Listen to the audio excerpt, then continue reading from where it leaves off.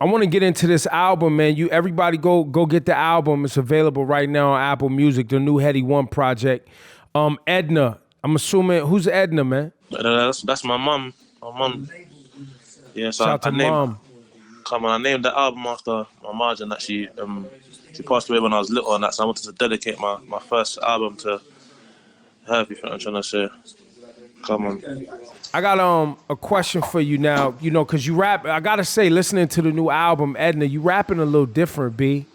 You know what I'm saying? Talking, the way the album opened up, you talking talking about your trigger finger, girls, you know what I'm saying? You got your shirt off on the album cover, you know what I'm saying?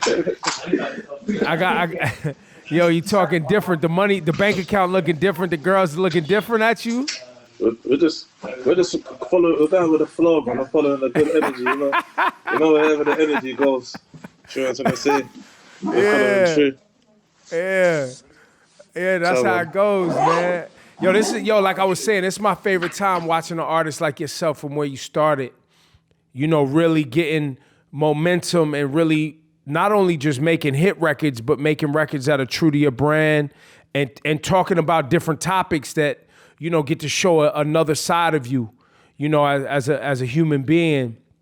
And even, even dedicating your first album to your mom, that's very vulnerable, right? Like that's showing another side of you, right? It's not just talking that grime street talk. It's showing that, you're a whole human being that feels pain and been through some. Was that important for you to show that? Yeah, I feel like it's important for me to tell the full story. I'm trying to say I don't want to leave no leaf unturned. Like if I'm gonna be sharing my energy and my growth and my story, I want to give people a full view and not confuse the peoples and lead the people in one direction. If you're trying to say, I want to give people the opportunity to interpret me in a full circle. There's a record on here. I think it's Therapy, track 19. Yeah. Tell me about this record. It's a lot of young brothers that I talk to around your age, whether it's the cats from Chicago, Polo G, G Herbo,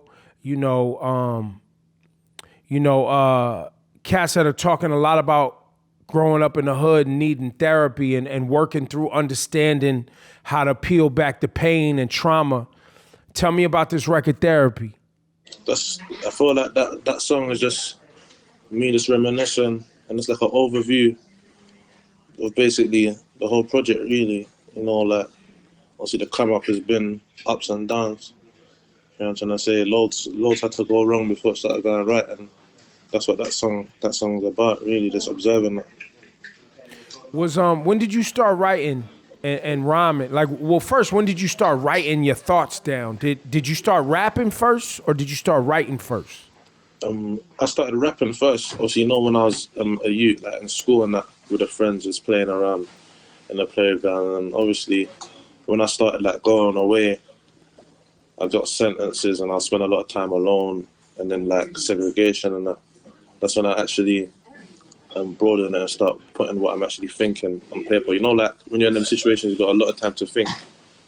Yeah. So that's when it kind of started going in that direction. How important is it to you, Headie One, to collaborate with North American artists? Stormzy have been doing that and having a lot of success and establishing himself over here and getting familiar. On your project, EDNA, that's available right now, Apple Music.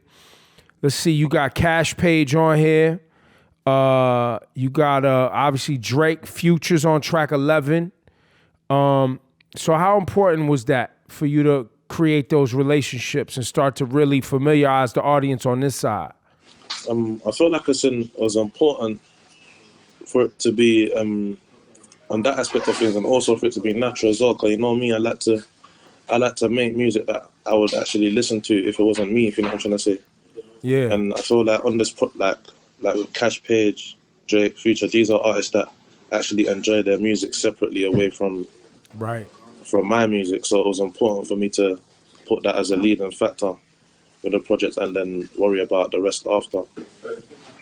Why Psalm 35, man? What's important? Why does that speak to you, Psalm 35? Psalm 35, that's one of my favorite psalms. It's when when I used to get locked up and that, one of my aunts, my close aunt that raised me when I was a youth and that coming up, she used to always tell me when I was in certain situations that to read that psalm, you know what I'm trying to say?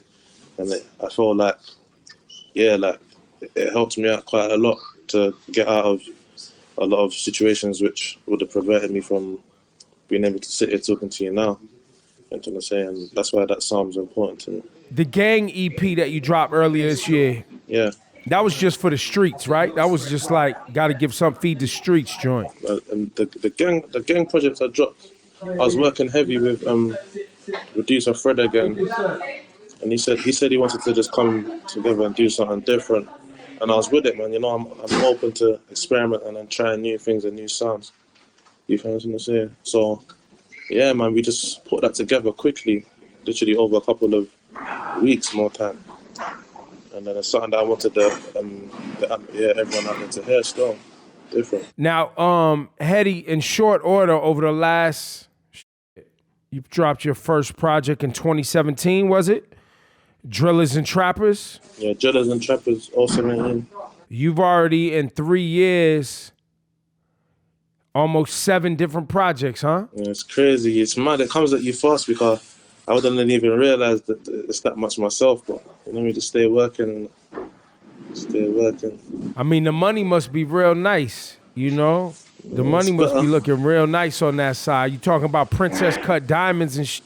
I know you Young T and Bugsey made super bread off that Don't Rush. Super bread off the Don't Rush. Yeah, Don't Rush definitely making sense, man. There's good vibes in that. The girls are loving that one as well. We got the new one we got coming is Brazy though. I feel like everyone needs to go look out for that one as well. The new one, me, Young T and Bugsey, it's a movie. The Princess Cuts. Yeah, it's a movie. On the big hit you got right now with AJ Tracey and Stormzy, Ain't It Different? You talk about not being able to travel, you know, and really, really move around out here because of your past a little bit. You throw a couple of lines in there about that. I'm techie in that when it comes to the previous convictions and that, but I don't really know. I ain't really looked into it of how to get around it too tough. I was meant to come over for the BET Awards. This was I think 2018 or 2019. I think I got nominated for the international act, but yeah, that's when I realized that I actually wasn't allowed to come over. Really, I tried to come over. Yeah. What's the vibes in the street during this quarantine? You know, I know over here in the States, unemployment is crazy, so the guns is crazy. Everybody trying to survive out here. It's crazy in the streets out here in the States right now. What's the energy like? It's the same, you know. It's the same, man. It's we ain't really been in a situation like this before, and then obviously, day to day, certain things might not seem too different, but in the background, you know, loads of things are changing, and people are trying to get by, and things are changing on the streets as well. And yeah, man, this is the negative time that when we say like rainy days and that these are the stuff that we speak about, you just never know what tomorrow's gonna bring. So yeah, man, but you know, tough times don't last, but tough people do. That's the motto, man. That's the motto. So yeah, we stay moving forward, man, regardless.